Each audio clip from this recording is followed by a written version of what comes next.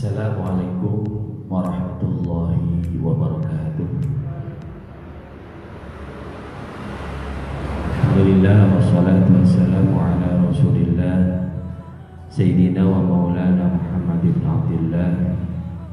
Rabbi shrah li sadri wa yassir li amri wahlul 'uqdatam min lisani yafqahu qawli. Amma ba'd.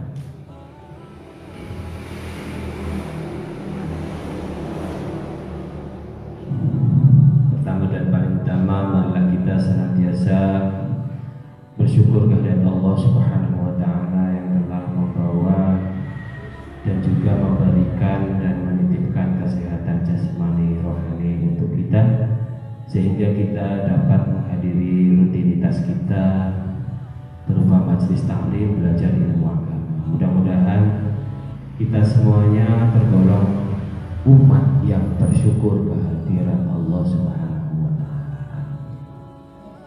Kedua kalinya sholawatullah wa salamuhu, semoga senantiasa tercurah kepada junjungan kita Nabi Agung Muhammad sallallahu alaihi wasallam yang telah membawa risalah kenabian sampai kepada kita. Mudah-mudahan kita semuanya ini diakui menjadi umatnya dan mendapatkan syafaatnya fid dini wa dunya wal akhirah. Sebagai muqaddimah, marilah kita membaca suratul Fatihah dengan harapan apa yang kita pelajari dari kitab Tafsir Quran Al-Azim memberi dampak positif dan keberkahan bagi kehidupan kita. Ala hadiniyah wa kulli niyatin salihah. Al-Fatihah. A'udzu billahi minasyaitonir rajim. Bismillahirrahmanirrahim. Alhamdulillahi rabbil alamin. Ar-Rahmanir Rahim. Maliki yaumiddin. Iyyaka na'budu wa iyyaka nasta'in. Ihdinas siratal mustaqim. Siratal ladzina an'amta 'alaihim ghairil maghdubi 'alaihim waladdallin. Amin. Bismillahirrahmanirrahim.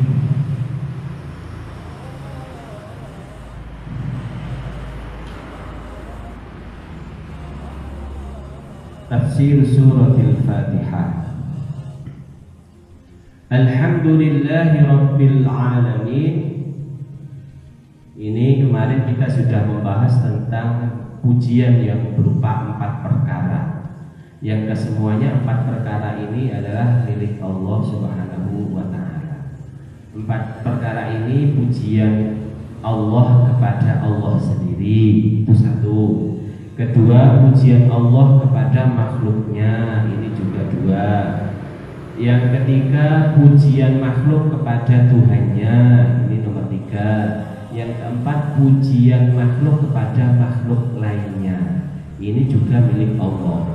Misalkan ada seorang laki-laki ketemu perempuan yang cantik, kemudian dia subhanallah cantiknya, ini sebenarnya pujian bagi orang cantik ini adalah milik Allah, karena makhluk itu ciptaan Allah, sehingga pujian itu mau gak mau kembali kepada penciptanya. Nah, seperti halnya Allah memuji makhluknya, walaqad karramna bani Adam, sungguh kami telah memuliakan anak turun Adam. Allah memuliakan anak turun Adam, yang mana anak turun Adam ini adalah makhluknya Allah. Berarti sebenarnya Allah memuji dirinya sendiri, karena ini adalah hasil ciptaan Allah. Nah, seperti itu. Rabbil alamin, Tuhan seluruh semesta alam. Jadi alam ini sebenarnya adalah masiwallah. Segala sesuatu yang selain Allah itu disebut dengan alam. Jamaknya alamun atau alamin. Jadi Rabb ini adalah yang berarti pendidik atau pengelola. Kalau bahasa halusnya gimana ya? Pengelola seluruh alam semesta. Tapi kalau diterjemah rata-rata Tuhan semesta alam gitu. Tapi sebenarnya Rabb ini memiliki arti mendidik, mengelola, mengatur, dan lain sebagainya. Maka kenapa Robba yurabbi tarbiyah. Ada jurusan tarbiyah pendidikan, nah kan? Ada tarbiyah ini artinya pendidikan. Robbi tarbiyah ini memiliki arti mengelola, mendidik, mengatur seperti itu. Jadi segala puji bagi Allah, Tuhan pendidik, pengelola seluruh semesta alam. Ini kalau dipikir satu ayat ini saja sudah mengandung beribu-ribu makna. Dulu ada seorang ulama yang gara-gara makan satu ekor ayam halal itu membawa dampak positif bagi dirinya, yaitu Imam Asy-Syafi'i. Jadi Imam Asy-Syafi'i itu pernah beliau datang kepada gurunya yang bernama Imam Maliki. Ketika sowan, Imam Syafi'i disuguhi ingkung satu ekor. Karena Imam Syafi'i paham bahwa ingkung satu ekor dari gurunya ini jelas halal, bukan hasil curian, bukan hasil nyolong gone tonggone, ini jelas halal dohiron wa batinan. Akhirnya dihabiskan sama beliau. Putranya Imam Malik itu nginceng. Iki jarene Imam Syafi'i iki ulama besar. Ingkung utuh entek karek balung kok. Aku gak disisani blas. Dan malam harinya dipikirnya Imam Syafi'i itu sehari, ternyata enggak. Beliau belajar ilmu. Sampai subuh itu tidak tidur, sehingga tidak sholat malam. Putranya Imam Maliki matur kepada ayahnya, ya, katanya Imam Syafi'i itu orangnya alim. Saya lihat kemarin itu ingkung utuh habis. Pemberian bapak itu saya nggak disisain belas. Terus malam tuh tak pikir beliau itu sholat tahajud, enggak, mewelekan dongolok pelajaran itu utolaan beliau. Coba ditanya, itu kok nggak seperti umumnya para ulama? Biasanya kan kalau ulama dipikirnya ayam, bumbunya saja, yang lain enggak. Itu enggak habis semua kecuali tulang-tulangnya. Akhirnya benar Imam Maliki tanya kepada Imam Syafi'i, wahai Syafi'i, kemarin kenapa kamu kok makan ingkung sampai habis tinggal tulang belulang? Begini guru, saya yakin jenengan ngasih daharan, ngasih maem dumateng kawula menika jelas makanan halal. Maka saya memberi asumsi bahwa makanan halal saking panjenengan ini akan memberi dampak positif kepada saya. Oh seperti itu. Iya. Akhirnya saya habiskan, kemudian saya malam harinya punya tenaga, saya berpikir tentang satu ayat, kemudian aku menemukan 60 cabang ilmu dari satu ayat yang saya pelajari berkat dari daharan makanan yang kau suguhkan. Oh, jadi alasannya kamu semalam tidak tidur itu karena sedang mempelajari itu? Iya, subhanallah. Jadi ternyata makanan halal memberi dampak energi positif, memberi dampak kebaikan yang positif, memberi ilmu yang positif yang jumlahnya tidak terhitung. Itu sekelas Imam Syafi'i kayak gitu. Kita yang biasanya makan dada ayam, ya halal juga sih sebenarnya, tapi justru malah bisa menidurkan kita 60 menit lebih, ya gitu. Kekenyangan itu ternyata memberi efek bagi kita beda dengan Imam Syafi'i. Nah, Imam Syafi'i juga seperti itu. Pernah ketemu gurunya namanya Syekh Waqi. Diabadikan di dalam syairnya itu. Syakautu ila waqi'in su'ahi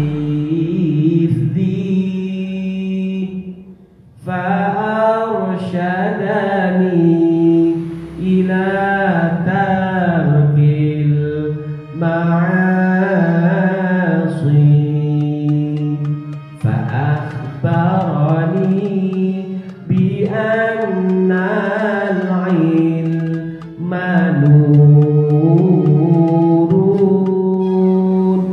ونور الله لا يهدى للعاصي. Ini juga kisahnya Imam Syafi'i yang makan makan suatu makanan yang belum jelas halalnya. Ceritanya panjang. Suatu hari beliau itu makan ikan dari sungai, beli di pasar. Malam harinya beliau itu membaca Al-Quran. Imam Syafi'i itu punya kelebihan ketika membaca satu kali itu hafal langsung. Kita 60 kali membaca hilang semua. Kalau Imam Syafi'i tidak. Suatu hari beliau itu membaca berkali-kali tidak hafal. Ini mesti ada masalah. Akhirnya soal kepada gurunya yang bernama Syekh Waki. Syekh Waki, saya ini semalam itu menghafalkan sesuatu yang biasanya saya hafal itu satu kali itu hafal. Ini kenapa saya berulang kali saya baca itu tidak bisa hafal? Kamu mesti melakukan maksiat. Maksiat apa tidak? Coba pikir, kamu kemarin makan apa? Dipikir-pikir. Saya makan ikan dari pasar, ikan iwak kali. Sekarang tanya sama penjualnya, dapatnya iwak kali itu dari mana? Benar, besoknya cari. Bu, jenengan yang jualan iwak kali? Ya. Sama belinya dari mana? Oh, dari si Fulan, rumahnya sana. Dicari jalan kaki. Si Fulan ditanya, Pak, kemarin sama jualan ikan dari sungai itu, dari sungai mana? Oh, dari sungai sana. Dicari di sungai sana. Ternyata di sungai itu ikan-ikan yang diambil itu ternyata ikan di sungai. Yang di sungai itu ada tulang belulang sapi yang seminggu yang lalu adalah hasil curian. Coba. Jadi ikannya makan sapi yang disembelih di sungai, tulang-tulangnya dibuang di situ dan dimakan ikan. Coba bayangkan. Sehingga memberi efek pada hafalan Imam Syafi'i. Kalau kita kan nggak mau tahu, pokoknya wakali halal, wis nggo panganane opo, gak peduli pangan terus. Tapi Imam Syafi'i memberi efek seperti itu, subhanallah.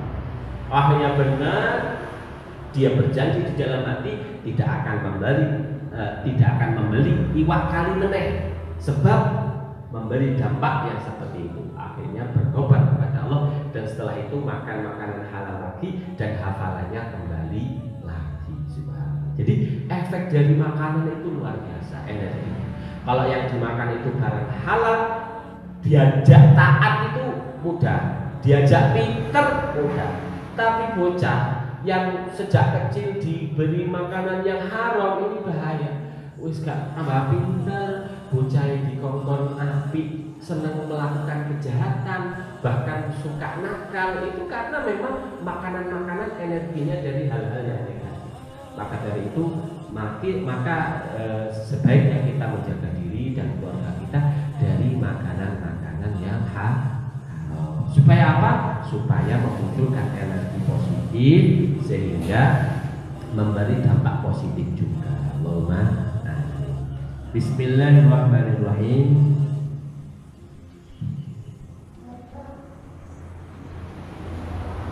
Qala al-mu'allifu rahimahullahu ta'ala wa nafa'ana bi ulumihi fid-dharain. Alhamdulillah. Alhamdulillah itu artinya asyukru lillah. Bersyukur, berterima kasih kepada Tuhan. Khalisan secara murni. Duna sa'iri ma yu'badu min duni. Selain perkara-perkara yang disembah selain Allah. Jadi murni dari perkara-perkara sesembahan selain Allah. Jadi pujian ini benar-benar hanya milik Allah. Nah ini, pujian hanya milik Allah. Wa duna kulli ma bara'a min khalqihi bima an'ama 'ala ibadihi min an-ni'ami allati la yuhsiha al-'adad. Dan juga bukan setiap perkara yang muncul dari hambanya, dari makhluknya, dari perkara yang diberi nikmat oleh Allah kepada hambanya yang jumlahnya tidak terhitung. Maka kenapa ada ayat di dalam surat Ibrahim, wa in ta'uddu ni'matallahi la tuhsuha. Dan jika kalian menghitung nikmatnya Allah, itu tidak akan bisa kamu menghitung. Coba kita lihat ya, nikmatnya perut itu kalau dalam kondisi lapar puasa itu yang kebayang-bayang mesti isinya, padahal bukan perutnya yang melewati jalan tenggorokannya seperti itu. Jadi inilah kenikmatan Allah itu. Kenapa kok tidak sampai bisa dihitung? Karena ini seluruh anggota tubuh ini memiliki seluruh saraf yang jumlahnya ratusan ribu, yang apabila saraf siji kecetit wis liyane ambyas. Contoh, orang kena stroke itu ternyata bukan saraf bagian kaki maupun tangan, tapi ternyata saraf di otak. Saraf di otak itu tidak menerima oksigen dan terjadi penyumbatan saiti jebret, itu lumpuh total. Jadi stroke itu ternyata bukan anggota tubuhnya yang salah, tapi ternyata saraf di otaknya untuk menggerakkan seluruh anggota tubuh itu bermasalah. Bahkan ada seorang ilmuwan ahli bedah otak itu, neurologi atau bagaimana itu sebutannya, itu bisa masuk Islam gara-gara menemukan bagaimana orang yang sujud itu ternyata ada aliran darah yang di situ memperlancar aliran darah di kelenjar otak sehingga dia sehat baik-baik saja. Dia ajaib. Jadi cukup dengan banyak-banyakin sujud. Kita sujud 17 waktu ya, 17 kali dalam sholat ya, ditambah tarawih itu berkali-kali itu ya. Itu ternyata memberi dampak positif pada oksigen di otak, sehingga otak itu tidak terlambat dalam menerima oksigen, sehingga lancar dalam berpikir. Jadi orang pintar tiba-tiba menjadi lemot itu karena ada kekurangan oksigen di dalam otaknya. Diajak mikir itu langsung loading deh, twing loading persis koyo kayak sinyal waduh. Subhanallah. Ini baru otaknya. Belum dengan saraf-saraf tubuh yang lain, belum darah yang di situ mengalir antara sel darah putih dan merah seimbang. Kebanyakan sel darah putih jadi penyakit, kebanyakan sel darah merah juga jadi penyakit. Ini kita kalau bersyukur dalam anggota tubuh itu nggak ada habisnya. Kita tidak bisa menghitung. Begitu banyaknya nikmat Allah yang dititipkan kepada kita, sehingga Allah memberi firman-Nya seperti demikian rupa. Kalau kamu itu ingin nikmati Gusti Allah, ora iso ngitung saking banyaknya. Mata ini juga punya saraf mata di situ, yang bagian itu kornea, yang bagian putih-putihnya, bagian hitam. Itu semuanya didesain khusus sedemikian rupa. Ini baru mata. Dan saraf-saraf itu berbeda dengan saraf-saraf anggota tubuh yang lain. Coba. Saraf telinga, ada gendang telinga di situ. Ya bukan sembarang gendang, dikira gendang kempul itu bukan. Jadi Allah mendesain sedemikian rupa itu memang sebagai kita dipujinya sebagai ahsanul khaliqin. Ya. Gusti Allah itu sebagus-bagusnya pencipta, dan kita adalah sebagus-bagusnya makhluk. Laqad khalaqnal insana fi ahsani taqwim. Sungguh kami telah menciptakan manusia dalam bentuk yang paling sempurna. Ya, bentuknya sempurna, bahannya sempurna, afrod bagian-bagian kecil-kecilnya juga sempurna. Bagian desain-desain kulitnya, rangka tubuhnya, tulang belulnya digawe sempurna. Karena Gusti Allah setelah itu tidak menciptakan makhluk lain. Artinya makhluk yang selevel manusia sudah tidak ada lagi gitu. Maka pujian ini benar-benar milik Allah sebagai Tuhan semesta alam. Lah, Tuhan semesta alam ini juga alam ghaib maupun alam zahir, alam syahadah, alam yang bisa dilihat oleh mata maupun yang tidak dilihat oleh mata. Alamnya jin, alamnya setan, alamnya malaikat, semuanya itu adalah hasil karya Allah Subhanahu wa ta'ala. Tapi kadang orang itu nyesel. Kenapa Gusti Allah itu nggak menciptakan umatan wahidah gitu. Jadi umat satu taat semua itu. Kita nggak ada bedanya dengan malaikat kalau gitu. Karena malaikat itu lain jebret itu langsung taat. Tidak ada malaikat yang diciptakan apa? Berdurhaka atau memiliki tidak taat kepada Allah, itu tidak ada. Nah, Gusti Allah menciptakan manusia itu multi level taat. Kalau dia taat melebihi ketaatannya malaikat, tapi kalau maksiat melebihi kemaksiatannya setan. Jadi awake dhewe itu termasuk orang-orang yang independen. Independen itu merdeka. Mau ngapa-ngapain boleh, tapi dikasih rambu-rambu sama Allah. Kamu kalau taat, kamu bakalan seperti ini. Kamu kalau maksiat, maka kamu telah tergoda oleh setan. Padahal kita dilarang untuk mengikuti langkah setan. Wala tattabi'u khutuwatis syaitan. Innahu lakum aduwwun mubin. Dan janganlah kamu ikuti langkah-langkah setan, sesungguhnya dirinya itu bagi kalian merupakan musuh yang nyata. Cuman kita aja yang kadang nggak tahu kalau itu musuh kita, dikira teman, menunda-nunda gitu. Nanti aja biar pahalanya tambah banyak, saya bukanya di waktu isya gitu. Nggak boleh itu, ya kan? Malah kena setan itu malah. Artinya kita tidak mengikuti aturan main agama. Aku salat tarawihnya nggak mau 20, nggak mau jam 8. Berapa? 200 rakaat. Ya kalau fisiknya kuat monggo, tapi kan kita harus punya power yang cukupan. Kalau pengen ibadah itu jangan overdosis, nanti bahaya. 201 malam kemudian dia bolos berhari-hari itu tidak tarawih kan. Baik, kita lanjut. Bismillahirrahmanirrahim.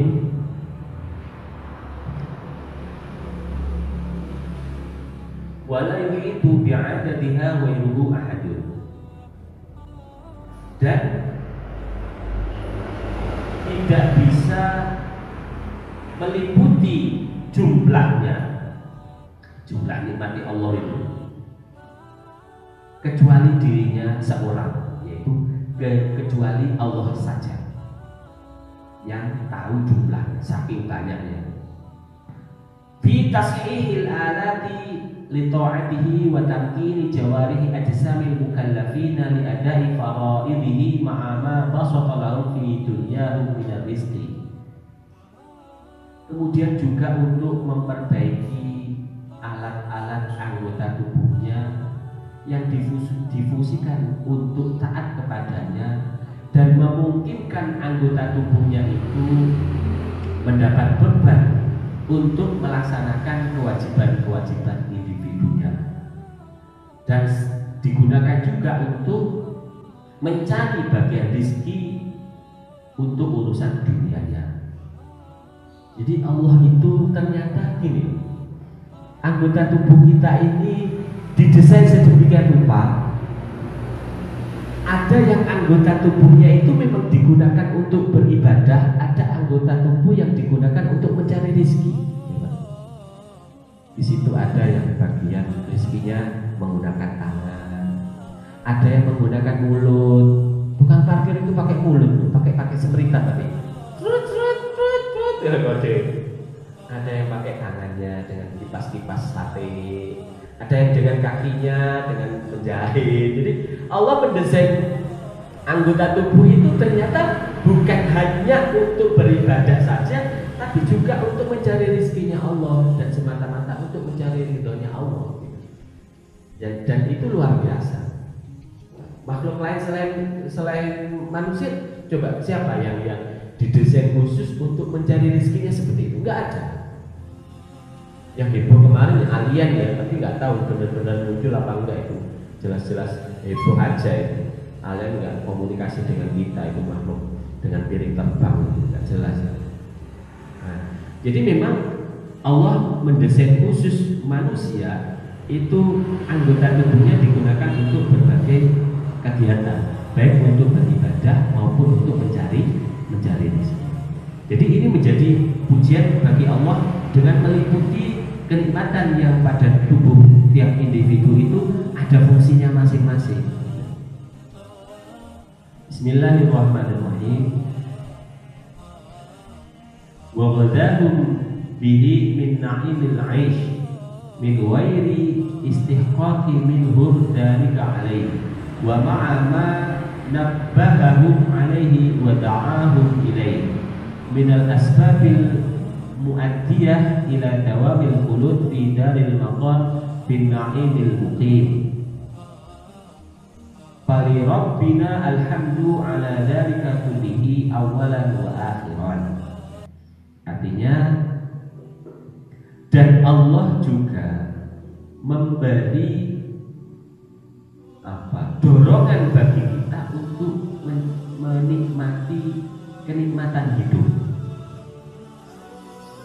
dengan tanpa menghilangi kepemilikan darinya. Artinya ini, jadi Allah itu memberi titipan kita anggota tubuh dan juga nafas-nafasnya, tapi itu kepemilikannya terbatas. Nanti akan diminta lagi untuk dipertanggungjawabkan. Berarti apa? Kenikmatan udara, kenikmatan oksigen ini diberikan memang semata-mata sebagai fasilitas Allah bagi makhluk hambanya, supaya dia ingat, oh enak kau urip di kuengko bakal urip koyo ono wis lawas ketika sudah di makom Darussalam, yaitu surga. Nanti kamu akan lebih menikmati itu. Jadi kamu itu hanya sekedar hidup untuk menerima sedikit kenikmatan yang Allah berikan kepada kamu. Jadi kenikmatan ini akan menjadi abadi milik kamu kalau kamu ngikut aturan mainku, gitu. Jadi Allah memberi risalah kenabian sampai kepada kita itu sebenarnya adalah semacam surat aturan main kita hidup di dunia itu kayak apa. Bismillahirrahmanirrahim. Juga di situ ada rambu-rambu yang mengingatkan tentang tata cara hidup kita, dan juga Allah memanggil kita kepadanya.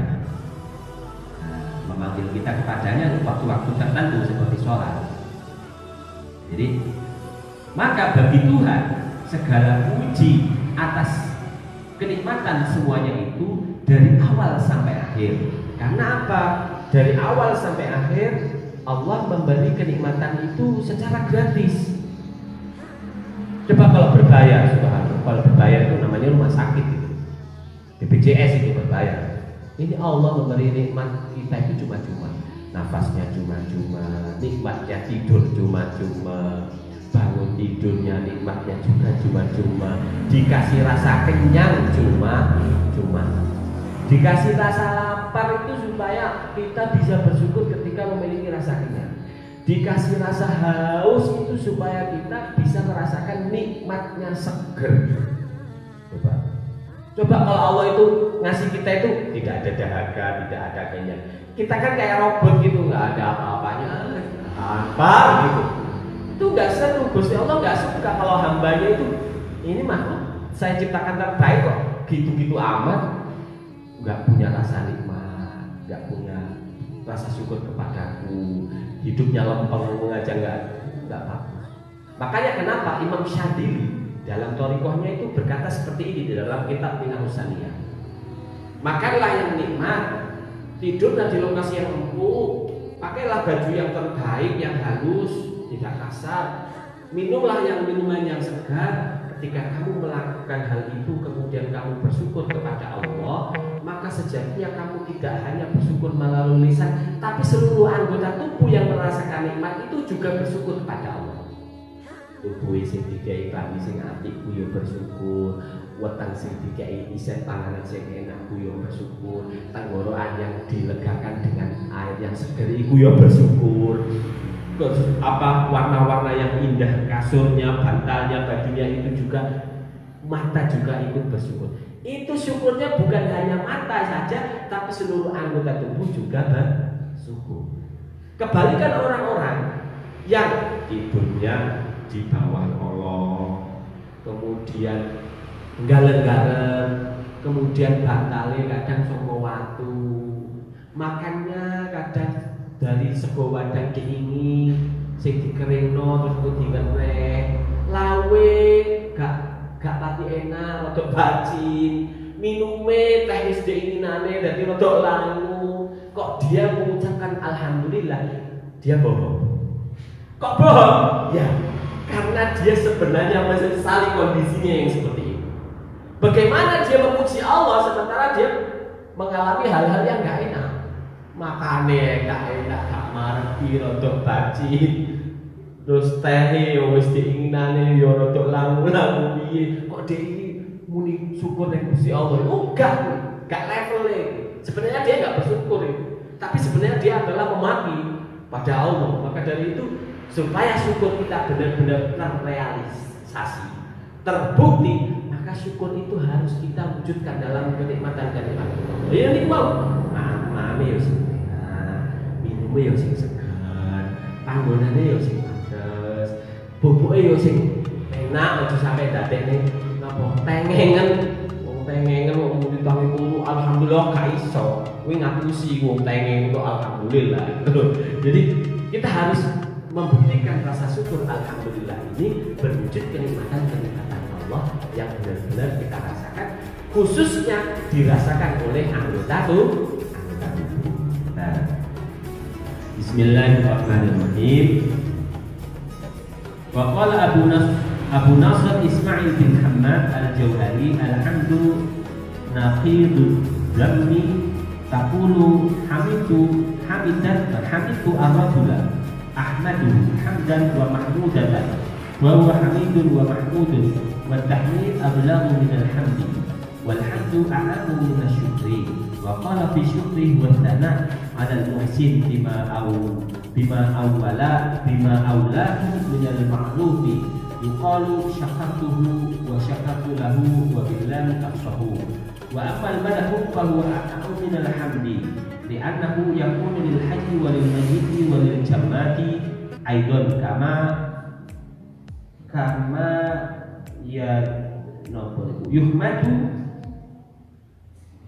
at-ta'amu wal makan wa nahwi dzalika wa yakunu qabla al-ihsan wa ba'dahu ala sifati al-muta'addiyah wal lazimah aidan fa huwa a'lamu. Abu Nasr Ismail bin Hamad berkata, alhamdulillah, kata-kata pujian itu kebalikan dari adzammu, hinaan. Jadi pujian itu kebalikan dari hinaan. Jika kita mengucapkan saya memuji seorang laki-laki, itu artinya aku memujinya dengan pujian, ya, dengan pujian yang benar-benar pujian. Maka orang yang saya puji itu hamid, terpuji. Wa mahmud, juga yang dipuji. Tahmid itu berarti mengucapkan hamdalah itu lebih lebih sampai daripada alhamdulillah. Dan alhamdulillah itu lebih umum daripada asyukru. Syukur, saya berterima kasih. Nah ini. Jadi syukur itu artinya berterima kasih. Kalau pujian itu berarti lebih umum daripada terima kasih. Nah, syukur itu adalah pujian kepada orang yang berbuat baik kepada kita atas kebaikan-kebaikan yang telah dilakukan pada kita. Saya terima kasih ya padamu telah menolongku. Nah, jadi lebih khusus kalau berterima kasih itu. Nah, sedangkan al-madhu itu juga pujian, ya, itu lebih umum daripada alhamdulillah. Karena pujian ini bisa dilakukan kepada orang yang hidup maupun yang telah mati, atau kepada barang-barang yang tidak punya kehidupan, seperti makanan atau tempat dan lain sebagainya, itu bisa menggunakan al-madhu, pujian, ya. Nah, seperti ini. Jadi ada pembagian arti ya di situ, berarti alhamdulillah, asyukru, kemudian ada al-madhu. Ternyata alhamdulillah itu lebih umum daripada asyukru. Kemudian al-madhu itu lebih umum daripada alhamdulillah. Karena al-madhu itu bisa memuji sembarang kali, baik benda hidup, benda mati, benda apapun. Tapi kalau alhamdulillah ini benar-benar hanya milik Allah semata. Tapi kalau asyukru, berterima kasih, itu lebih khusus karena hanya berterima kasih kepada yang telah berbuat baik pada dirinya. Seperti itu. Bismillahirrahmanirrahim. Setelah alhamdulillahirabbil alamin, Ar-Rahmanir-Rahim.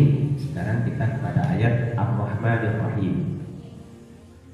Ada pengulangan setelah Bismillah itu Ar-Rahmanir-Rahim.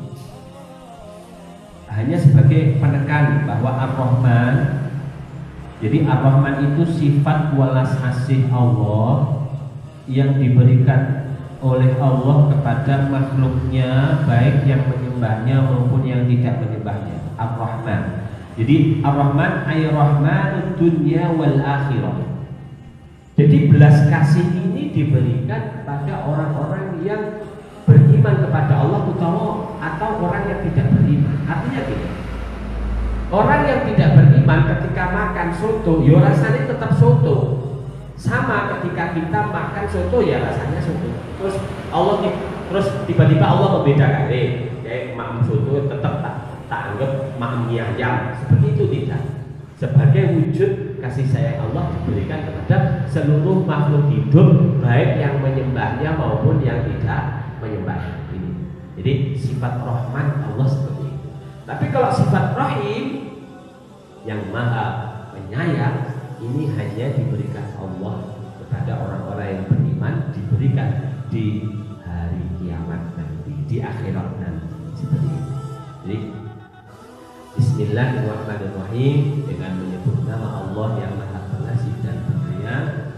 Alhamdulillahirabbil alamin, segala puji bagi Allah, milik Allah, Tuhan semesta alam. Ar-Rahmanir-Rahim, yang Maha Pengasih dan Maha Penyayang. Pengasih tanpa pilih kasih, penyayang khusus yang tersayang. Seperti itu. Kemudian ayat selanjutnya, Maliki Yaumiddin, merajai hari pembalasan. Ada yang membaca Maliki Yaumiddin, ada yang membaca Maliku Yaumiddin, ada yang membaca Maliku Yaumiddin, macam-macam. Karena ada qiraah sab'ah yang masyhur. Jadi Fatihah itu sendiri memiliki banyak bacaan. Ada yang Bismillahirrahmanirrahim, ada Alhamdulillahirabbil alamin, ada. Tapi yang benar, cuma kita yang mendengarkan merasa beda aja. Ar-Rahmanir-Rahim itu ada, Maliku Yaumiddin ada juga. Kita sampai Imam Hafiz sampai kepada kita bacaannya seperti yang kita pergunakan biasanya. Nanti kalau dengan baca yang aneh-aneh kira lucu, ngarang sendiri. Sama seperti Wadduha, itu ada yang membaca Wadduhi. Karena yang belajar itu ternyata keturunan darah India, darah Pakistan. Muni A itu nggak bisa. Bisanya Wadduhi wal-laili idza saji itu. Jadi bacaannya seperti itu, tidak bisa disalahkan. Memang ada yang qari yang bisanya membaca seperti itu. Nah, kemudian ada yang mukminun, itu wawu dan hamzahnya yang disukun itu hamzahnya hilang menjadi muminun. Muminun, mukminun. Jadi maklumin itu misalkan menjadi malumin. Jadi bacaan-bacaan Al-Quran itu sebenarnya banyak, cuman kita mendapat garis dari Imam Hafiz sampai kepada kita, sehingga sudah standarnya Al-Quran sampai kepada kita. Jadi kita tidak diberi kewajiban untuk mempelajari qiraah sab'ah. Sekedar tahu baca rawa itu benar, bacaan seperti itu boleh. Hanya dari orang-orang yang memiliki sanad muttasil kepada Rasulullah Shallallahu Alaihi Wasallam. Maliki Yaumiddin, Maliku Yaumiddin, ini semuanya tafsirnya menyatakan bahwa bacaan itu semuanya mutawatir. Ada yang Maliki Yaumiddin, ada, dan itu juga bacaan yang syadz atau yang langka. Kemudian arti dari Maliki Yaumiddin ini, ya, ada yang bacaan maliku yaumiddin. Macam-macam di sini bacaan dari para imam. Yang dimaksud dari maliki yaumiddin ini akan bersesuaian dengan li'annahu la yadda'i ahadun hunaka syai'an wa la yatakallamu ahadun illa bi'idnihi kama qala ta'ala yauma yaqumur ruhu wal malaikatu shaffa la yatakallamuna illa man adina lahu ar-rahmanu wa qala shawaba. Ini surat An-Naba ya.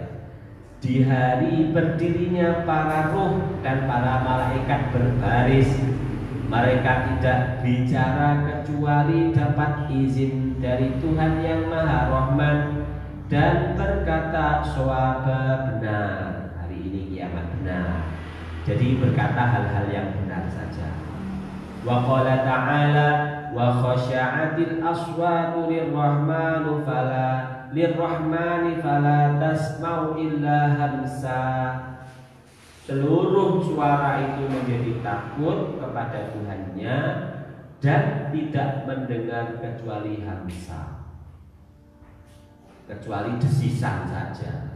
Yauma ya'ti la takallamu nafsun illa bi'idnihi faminhum syaqiyyun wa sa'id.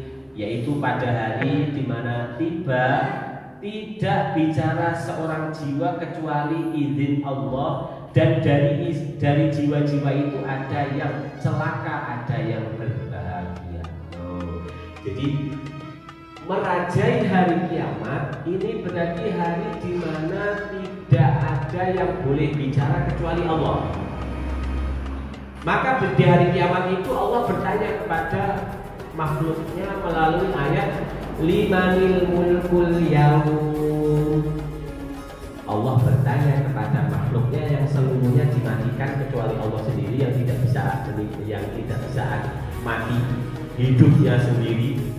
Bertanya kepada makhluk yang sudah dimatikan semuanya. Limanil mulkul yaum. Allah bertanya kepada makhluknya yang sudah dimatikan itu. Gone sapa kerajaan hari ini, woi. Dan itu pertanyaan itu bertahan ratusan ribu tahun, gak ada yang jawab. Dijawab sendiri oleh Allah. Setelah ribuan tahun tidak ada jawaban dari makhluk yang sudah dimatikan oleh Allah. Dijawab sendiri oleh Allah. Lillahil wahidil qahhar. Milik Tuhan yang Maha Pengasih, yang Maha Tunggal, yang Maha Menyiksa. Setelah itu baru dibangkitkanlah Israel. Israel membangkitkan seluruh malaikat, membangkitkan seluruh nabi, membangkitkan seluruh manusia dan jin. Semuanya dibangkitkan di hari itu. Subhanallah. Jadi ada semacam prosedural cara pembangkitan itu. Jadi Allah, ayo Israel bangkit, siap bangkit. Wis kabeh makhlukku bukan kabeh, dikai nyawa kabeh Israel atas persetujuan Allah Subhanahu wa taala. Jadi hari kiamat itu hari di mana Allah yang merajai, tidak ada yang lain. Maka Allah ketika mengumpulkan seluruh makhluknya di pada mahsyar bertanya kepada makhluknya, limanil mulkul yaum. Hari ini kerajaan ini milik siapa, bro? Ayo bro, jawab bro. Ratusan ribu tahun Allah menunggu jawaban dan tidak ada jawaban. Akhirnya dijawab sendiri oleh Allah, lillahil wahidil qahhar. Milik Allah yang Maha Tunggal dan Maha Menyiksa. Seperti ini. Bismillahirrahmanirrahim. Al-mulku yawma idinil haq lirrahmani wa kana yawman 'alal kafirina 'asira. Kerajaan pada hari ini milik Allah, ya, yang Maha Pengasih, dan adanya satu hari di akhirat bagi orang kafir itu sangat-sangat menyiksa, sangat-sangat berat. Wa yawma yaqulu kun fayakun, dan hari di mana Allah berfirman kun fayakun, jadilah maka kamu jadi. anna tafsira Maliki Yaumiddin annahu al-qadiru ala iqamatihi thumma syar'a yud'ifuhu wa dhahir annahu la manafata baina hadzal qawl wa ma taqaddama wa anna kullan min al-qailina hadzal qawl wa bima qablahu ya'tarifu bi sihhatil qawl al-akhir wa la yunkiruhu walakin as-siyaq adallu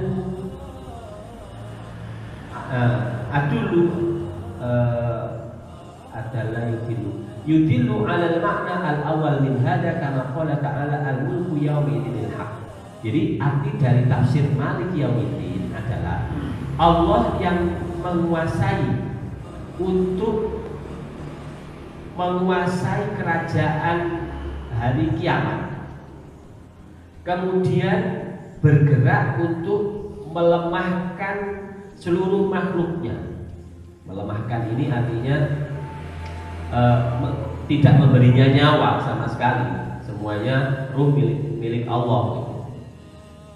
Dan ini tentu saja menjadi jawaban bahwa orang-orang yang mengaku dirinya adalah raja itu belum ada apa-apanya dibanding raja di hari kiamat yang hanya Allah saja, Allah semata. Jadi ini menjadi jawaban orang-orang, oh aku raja ini, aku raja ini. Oh enggak, saya raja di hari kiamat. Yang hari itu tidak ada yang boleh ngomong apapun kecuali atas izinku juga. Maka kenapa ada kejadian di situ?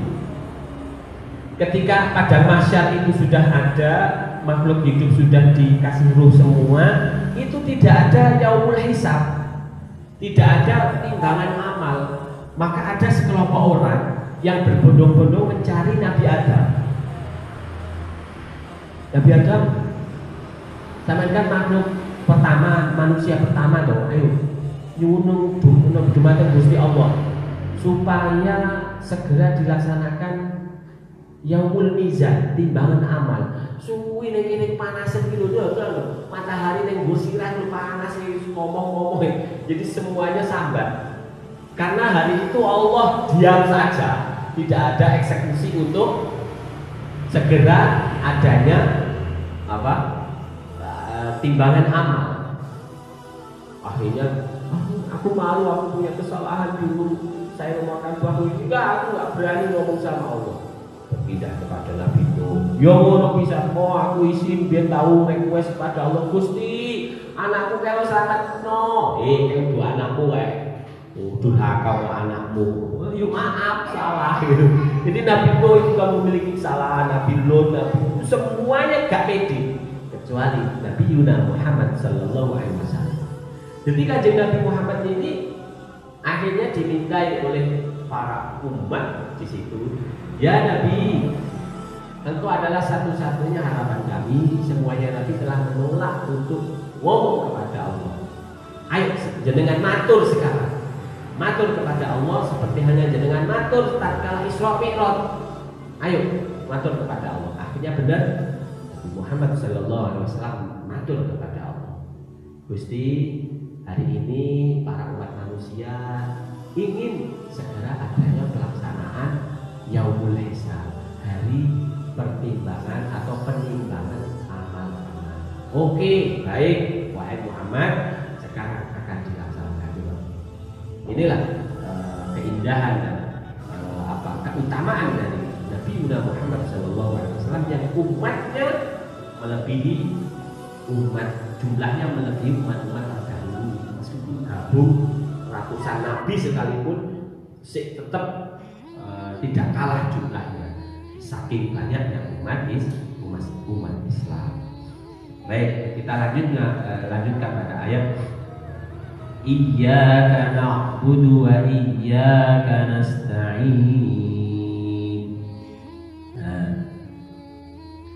Wa nasta'inu bi fathin nun awwalul kama fi qira'atil jami' siwa Yahya bin Wathab wal A'mash fa innahuma kasrahuma wa hiya lughatu bani Asad. Wal ibadah fil lughah min ad-dhillah yuqal tariqun ma'badun wa ba'irun ma'badun ay mudallalun wa fi syar'i ibaratun amma yajma'u kamalul mahabbah wal khudu' wal khawf. Nasta'in, ya, nasta'in bi fathil nun, nasta'in ini menurut qiraah para qurra, para pembaca Al-Qur'an yang memiliki riwayat yang sahih, itu semuanya seperti itu, bi fathil nun. Aswaha. Kemudian nasta'in. Dan iyyaka na'budu, al-ibadah secara bahasa itu artinya andam asor, merasa rendah, menghamba. Nah, jadi ibadah itu menghamba. Dan secara istilah yaitu suatu perkara yang berkumpul, suatu penghambaan secara berkumpul atas kesempurnaan cinta dan juga takut dan juga konsentrasi. Jadi cinta, takut, konsentrasi jadi satu. Nah, itu disebut dengan ibadah. Maka kita harus meneliti apakah ibadah kita ketika sholat ini berkumpul antara cinta, takut, dan berharap dan juga serius ini bisa terwujud. Kadang awal itu malah ketika mau coba Fatihah kalau balapan, pokoknya daftar ya. Padahal tidak seperti itu yang dimaui Allah.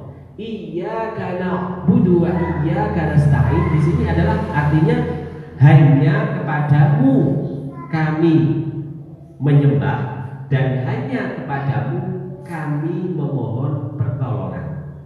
Artinya ada separuh bagian milik Allah, ada yang separuh bagian milik hamba. Ketika menghamba berarti kepada Allah. Ketika memohon pertolongan maka pertolongan itu untuk dirinya. Nah, artinya di sini kenapa kok iyyaka didahulukan, kok tidak na'buduka wa nasta'inuka, kok gak ngono nyambung? Karena ini ada faedah hasr, faedah spesial. Seperti kata-kata seperti ini. Aku mencintaimu kalau hanya dirimu yang aku cinta. Lebih romantis mana coba? Yang pertama, aku mencintaimu. Yang kedua, hanya dirimu yang ku cinta. Berarti yang kedua loh. Allah juga seperti itu. Hanya dirimu aku sembah dan hanya padamu aku memohon pertolongan. Berarti tidak ada yang diduakan. Gitu. Tapi kalau aku ngomong aku mencintaimu yang, niku ngomong liyane ya ngono. Aku mencintaimu yang, aku mencintaimu yang, wakeh yang kata-katanya kotor. Tapi kok hanya diucapkan hanya dirimu yang ku cinta, ini hatinya wanita yang mendengar kata-kata itu melambung sampai ke langit. Hanya dirimu yang ku cinta, hanya dirimu yang ku sayang. Loh, iku wis beda.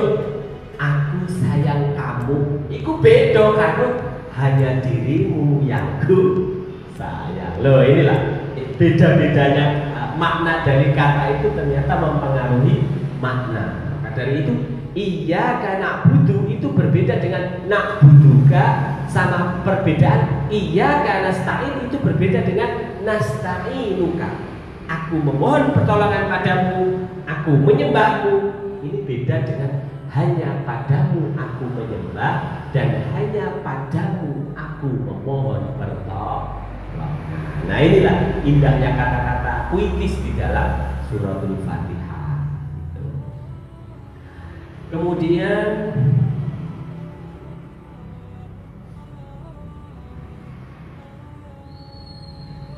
fal awwalu tabra'u minasyirki wa tsana'u tabra'u minal hauli wal quwwati wat tafwid ila Allah. Wa hadzal ma'na fi ghairi ayatin minal Qur'an kama qala ta'ala fa'budhu wa tawakkal 'alaihi wa ma rabbuka bighafilin 'amma ta'malun. Makna dari iyyaka na'budu wa iyyaka nasta'in yang pertama, iyyaka na'budu itu adalah terbebasnya kita dari syirik. Karena hanya padamu ya Allah kami menyembah, berarti tidak ada zat atau Tuhan lain yang disembah kita selain Allah. Karena hanya itu wis siji. Enek kata-kata hanya kok. Ya persis koyo lagu itu.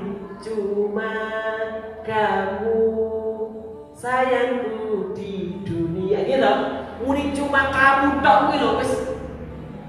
Ya Allah, hanya diriku ya ternyata yang wah. Tapi kalau sayang ini ngomong aku sayang kamu, itu nggak ada bedanya. Tapi kalau hanya kamu, cuma kamu, nah ini akan memberi dampak yang seperti itu. Terbebas dari zat lain yang disembah. Hanya kepadamu kami menyembah, berarti tidak ada sembahan lain kecuali Allah. Yang kedua, terbebas dari kekuatan, terbebas dari daya upaya, terbebas dari pasrah, ya, hanya pasrahnya kepada Allah SWT. Nah, iyyaka nasta'in berarti hanya kepadamu kami memohon pertolongan, berarti nek enek apa-apa sambate nek Gusti Allah.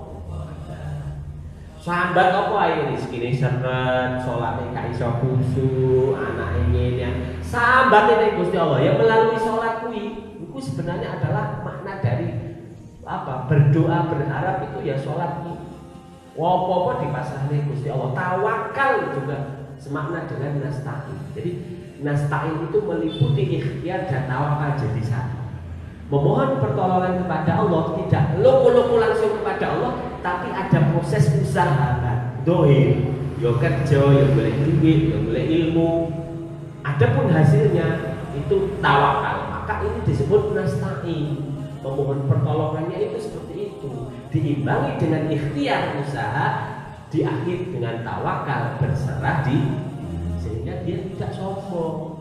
Wong iku nek duwe ikhtiar lan duwe tawakal dari siji wujude nasta'in, nyuwun meminta pertolongan kepada Allah, dan itu hanya kepada Allah memohon pertolongan. Maknanya dalam banget ternyata Fatihah, tidak hanya sekedar bacaan biasa, tapi Fatihah ini mengandung makna yang luar biasa. Nah, suatu ayat yang tidak diberikan kepada umat-umat sebelumnya. Ini istimewanya Al-Fatihah di situ, sempurna banget ya. Kemudian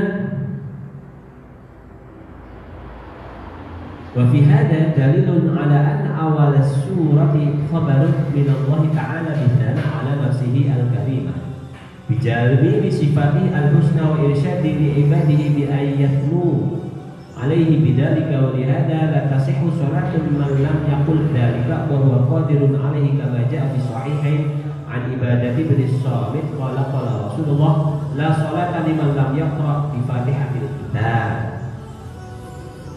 Iyyaka na'budu wa iyyaka nasta'in ini juga menjadi dalil atau petunjuk bahwa sesungguhnya awal surat itu berarti bismillah, itu merupakan kabar dari Allah dengan pujian kepada dirinya yang mulia, dengan sifatnya yang indah, Ar-Rahman Ar-Rahim, dan menunjukkan kepada hambanya supaya memuji dirinya dengan bacaan tersebut. Oh itu. Jadi Allah yang mulia, Allah yang Maha Rahman, Allah yang Maha Rahim. Terus kemudian dari ayat iyyaka na'budu wa iyyaka nasta'in ini sebagai petunjuk supaya hamba tersebut memuji Allah dengan ayat itu. Maka ini bersesuaian dengan kata-kata Rasulullah Shallallahu Alaihi Wasallam, tidak sah sholat orang yang tidak membaca suratul Fatihah. Dari sini saja kita melihat betapa suratul Fatihah ini luar biasa, maknanya sangat dalam ya. Tidak hanya bacaan-bacaan saja yang memiliki arti, tapi memiliki arti yang sangat begitu panjang. Bismillahirrahmanirrahim.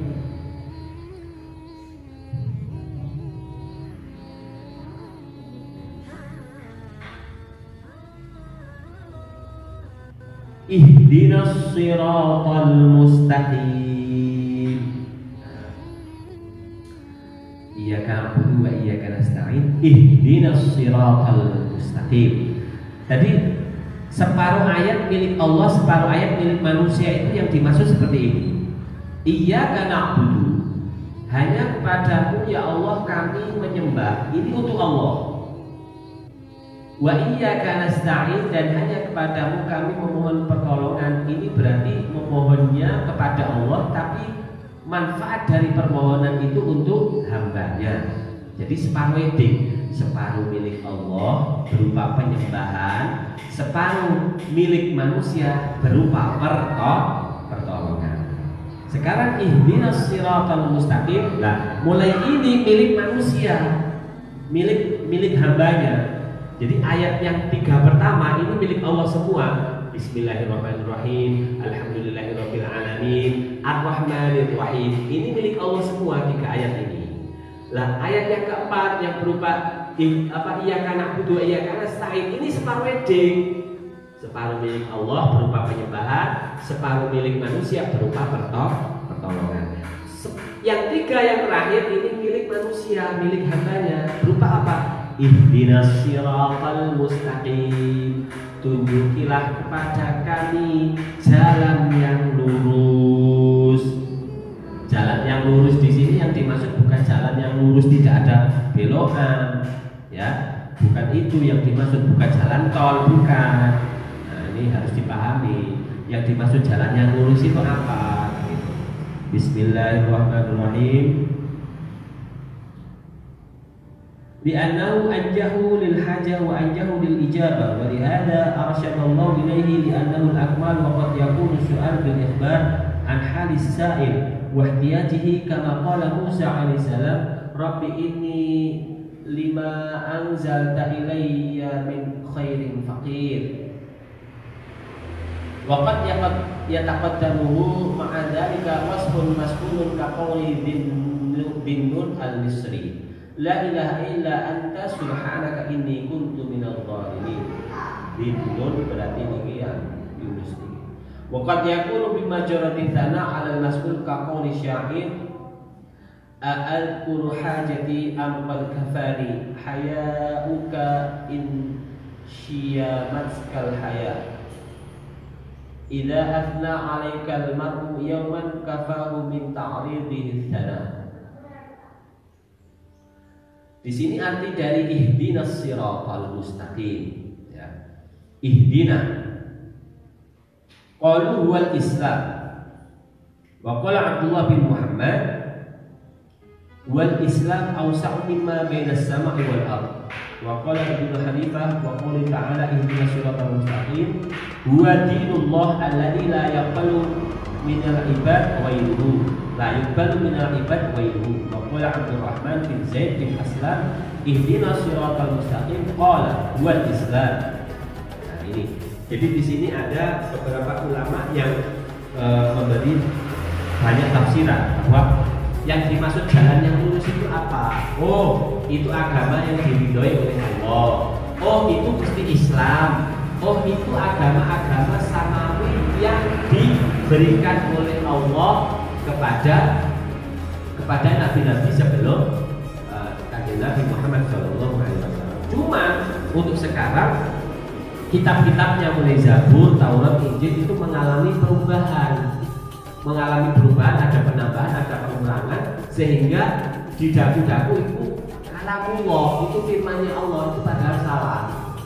Padahal kitabnya tidak seperti itu dulunya, tiba-tiba ditambahi untuk menguatkan eksistensi kebertuhanan mereka dalam menyembah selain Allah. Gitu.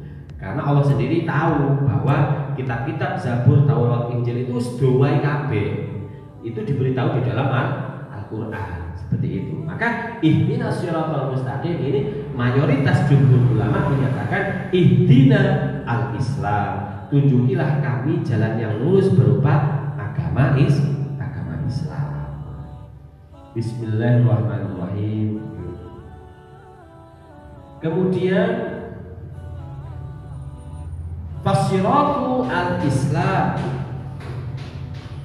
wasuratu hududullah wal abwabu al-mufattahatu maharimullah wa dzalika da'i ala ra'sis sirat kitabullah wa da'i min fawqis sirat wa'idullah fi qalbi kulli muslimin.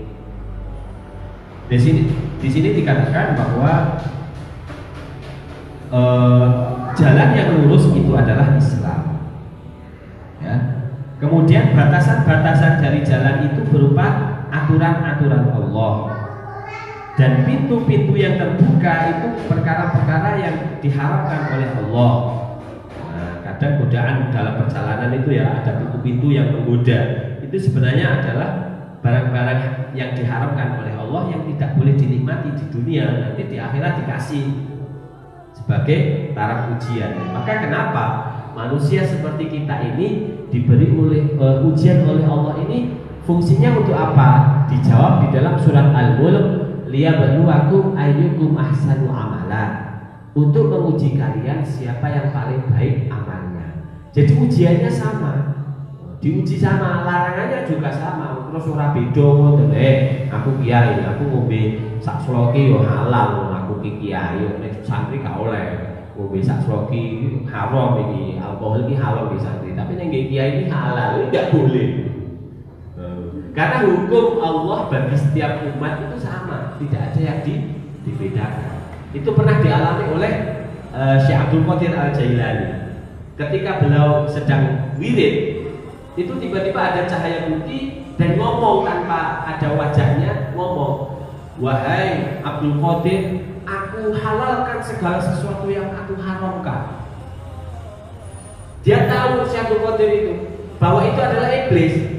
Ihsya ya kami minggato ilah. Kamu kok tahu bahwa aku iblis?